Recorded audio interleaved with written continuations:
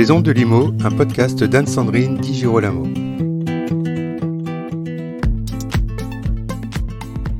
Métamorphose, voici le titre d'un essai d'anticipation. Brillant, érudit et merveilleusement écrit, au point d'en paraître limpide, ce livre, écrit par Michaël Raymond, agent immobilier et ancien avocat, s'interroge sur l'évolution de l'humanité. Depuis les grottes du Paléolithique jusqu'à l'intelligence artificielle, depuis le Big Bang préhistorique jusqu'au conflit entre les humains augmentés et les humains naturels, voici un livre qui pose la question du devenir de l'humanité et son auteur de répondre à nos questions. Bonjour Michaël Raymond, Métamorphose, c'est le titre de votre livre. C'est le destin de l'humanité que vous racontez, puis questionnez, puis imaginez. Ce livre n'est pas une rétrospective véritablement, mais c'est un essai d'anticipation. Et quel exercice! Quel exercice! C'est un exercice qui vient de loin. L'idée est de parler essentiellement du présent. C'est pas du tout effectivement un livre historique, c'est pas un livre qui parle du passé. L'idée est d'analyser et commenter notre mode de fonctionnement actuel en regardant un peu derrière nous pour savoir d'où on vient, et puis en se projetant un tout petit peu dans l'avenir aussi, en poussant un tout petit peu le curseur des nouvelles technologies, des neurosciences, des réseaux sociaux, de l'humanité augmentée, pour imaginer ce qu'on pourrait devenir d'ici 10, 20, 50, 100, 200 ans. Donc c'est vraiment un livre d'actualité sur notre monde d'aujourd'hui et d'où il vient et où on va. Je dois dire que vous avez aussi un talent particulier pour partager avec le lecteur la connaissance, parce que vous dites que vous parlez surtout d'avenir, mais vous partagez avec nous de l'histoire, de l'archéologie, de la science, de la philosophie, un peu moins de littérature. Mais chez vous, toujours, le maître mot, c'est comprendre et, ce qu'on vient de dire évidemment, pas prédire, mais véritablement comprendre. Oui, je crois que c'est un peu ma marque de fabrique. En fait, ce livre, c'est une façon pour moi d'appréhender, de m'imprégner de tout ce que j'ai pu lire ces dernières années ou dizaines d'années et de le reformuler avec une ligne directrice qui permet de donner du sens. Qu'il s'agisse effectivement d'histoire, de philosophie, de technologie, de science. L'idée est de trouver une forme de cohérence dans tout ce qui s'est passé dans l'histoire de l'humanité pour essayer de comprendre un peu pourquoi nous fonctionnons ainsi, pourquoi on évolue et comment on va évoluer dans les années à venir. Oui, de donner un fil conducteur à l'humanité. Exactement. Et l'un de ces fils conducteurs, c'est de dire que les hommes vraiment ont une mémoire de poisson rouge. Oui, on a souvent tendance à considérer qu'on vit des choses absolument exceptionnelles, que rien ne s'est passé dans l'histoire de l'humanité de plus grave, de plus important que ce qu'on est en train de vivre, comme si Facebook était l'alpha et l'oméga de l'évolution humaine.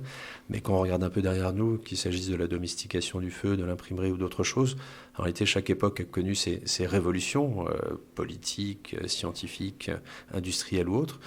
Donc il est bon parfois de regarder un peu dans le rétroviseur pour comprendre que ce qu'on vit est intéressant, mais qu'il s'est passé d'autres choses et qu'il se passera encore beaucoup d'autres choses. J'aimerais aussi qu'on évoque votre style, parce que dans ce livre, ce qui est extraordinaire, ce sont les citations que vous choisissez avec soin et qui sont le plus souvent savoureuses. Vous pratiquez aussi avec un arcan sommet, je dois dire, l'exercice de la formule. Il est important de le dire parce qu'en vous lisant, on s'amuse beaucoup.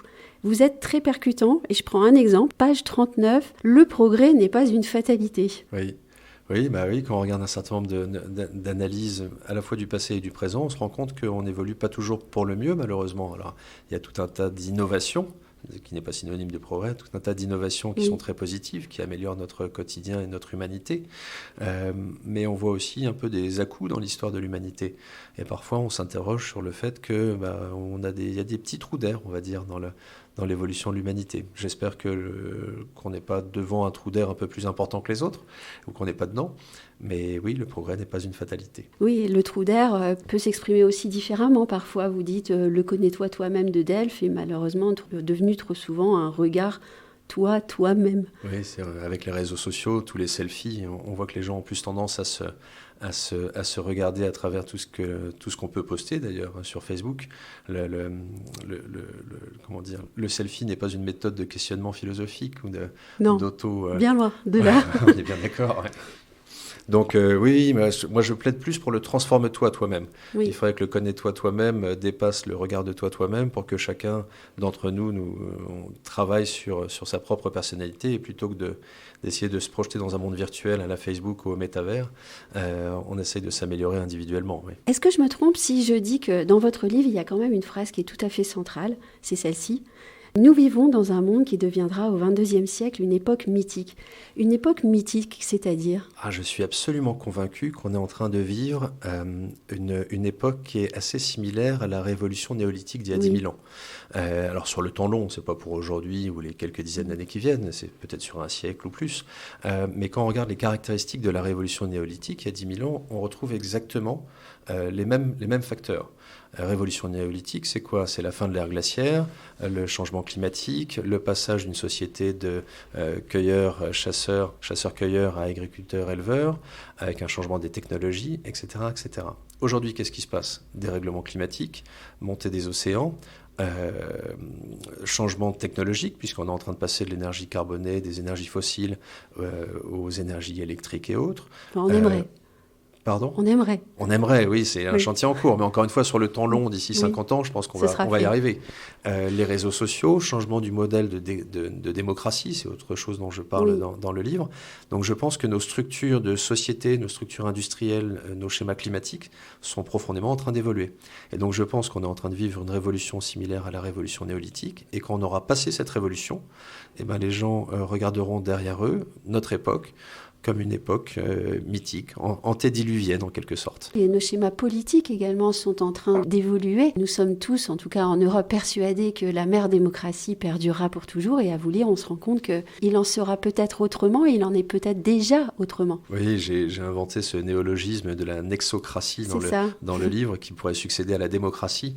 Démocratie étant schématiquement le gouvernement des peuples par les États, la nexocratie, du latin nexus, étant le gouvernement des communautés par les réseaux. Et c'est là où on se rend compte que des grands réseaux, alors on parle des GAFA, mais même le terme maintenant est un peu éculé, puisque tous les GAFA ont changé de nom maintenant, pourraient prendre le pouvoir, et on pourrait tout à fait imaginer que même les domaines régaliens de l'État, que ce soit la justice, la guerre, le prélèvement des impôts, pourraient être pris en charge assez efficacement d'ailleurs par les GAFA, puisqu'en réalité ils ont une bien meilleure connaissance des citoyens que les pouvoirs publics un peu obsolètes. On parlait tout à l'heure des réseaux sociaux. Vous évoquez avec beaucoup de sagesse la perte du libre arbitre, qui est conjugué à la montée de l'intelligence artificielle. Au cours de votre livre, vous en venez à opposer les smart humans, l'humain augmenté, et les naturels, les humains naturels. Vous allez vraiment très loin. Oui, là on est vraiment dans l'anticipation. L'idée n'est pas du tout de dire que c'est la réalité actuelle, mais ça ne serait pas totalement surprenant que d'ici quelques générations, on y arrive effectivement, avec des avancées technologiques qui vont au fur et à mesure prendre de plus en plus d'importance, et une humanité augmentée. Il y a des très bons livres que j'ai lus ces dernières années et qui décrivent cette réalité, que ce soit des livres de scientifiques ou de philosophes, qui parlent à la fois du libre arbitre ou de l'évolution de la société.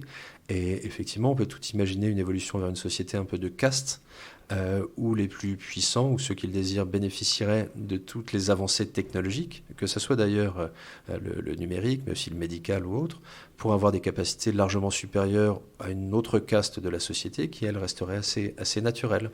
Et on verrait une opposition entre les bénéficiaires de toutes les nouvelles technologies et ceux qui restent par choix ou par contrainte économique notamment, limité à ce que Mère Nature leur a donné. Vous parliez de livres. Ce qui est vraiment intéressant dans votre livre, c'est que finalement, il appelle à beaucoup d'autres lectures, et il invite le lecteur à se reconnecter à toute une culture qu'on a tendance à oublier dans notre quotidien ultra connecté. Oui, c'est un peu l'objectif d'ailleurs du livre. L'idée n'est pas d'asséner des grandes certitudes, des grandes vérités, parce que j'en ai pas plus. Non, vous ne présentez pas comme un devin. Non, j'ai un bon ami qui dit que j'ai plus de conviction que de certitude. Donc l'idée est vraiment de replacer tout un tas de questions qui se posent sur notre société actuelle et sur son devenir, et de provoquer la réflexion sur comment est-ce qu'on fonctionne, est-ce qu'on a raison de se laisser aller au nudge, au coup de coude par exemple, au coup de pouce, où on se laisse guider par l'intelligence artificielle ou les algorithmes, ou est-ce que par moment il ne faut pas renoncer à utiliser Waze, Deezer, Netflix et autres, et se dire tiens, je vais improviser et on va voir là où le hasard m'emmène. Bon, on espère que le hasard ne nous amènera pas jusqu'à l'effondrement de l'homme sur lui-même, ça c'est vous qui l'évoquez. Vous allez justement jusqu'à évoquer la fin de notre propre espèce comme étant possible, mais pas inéluctable. Et vous vous présentez donc malgré tout comme un auteur optimiste. Oui, parce que moi je suis profondément imprégné des néoplatoniciens de Florence, avec Pic de la Mirandole et Marcille Fissin. Et je suis convaincu que l'homme a une capacité d'auto-transformation qui fait qu'on peut se façonner soi-même. Et donc je reste convaincu que quels que soient les choix qui se présentent à nous, on a tous la possibilité de prendre les bonnes décisions et d'évoluer favorablement.